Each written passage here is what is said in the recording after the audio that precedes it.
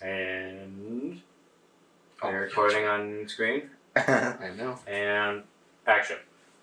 Hi guys, this is Chris Falcone again, and I'm here for the next lesson in this Arduino series.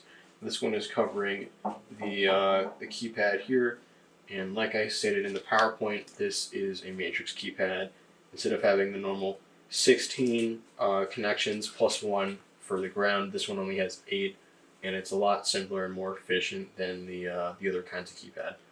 And now this, the components for this particular lesson are not that complicated.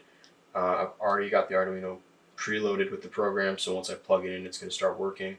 I've got the 8 wires here necessary to connect this to that, and so I'll go ahead and start plugging this in. I feel like having these all plugged in first is going to be a lot less tedious than going from here to there to here to there. So let me get right on that.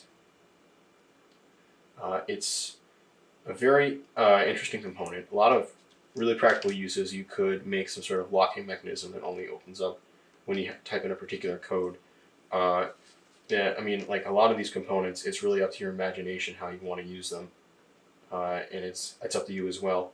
You just have to learn how to use the programming, and hopefully I will have explained the program well enough for it to be understood easily. And if not, there are a lot of tutorials out there and a lot of references.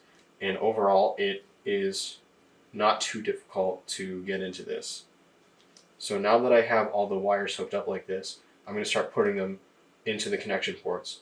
And it's important to note that in order to make this work, like I specified on the PowerPoint, you need to do this backward. So the first one of these on the left would go into port 9. So I'm going to go ahead and insert that there. The second one would go into port 8, the third into port 7, etc., all through to port 2, which would be when you have all 8 plugged in. And so if you have all these plugged in correctly, when you press a button, it'll press the correct key. If you happen to mix these up a little bit, it might type out the wrong one. So that's a good indication to see if you have this done correctly or not. So in just a second, I will have all these plugged in. The cap just came off of this wire, pardon that, and I will fix it.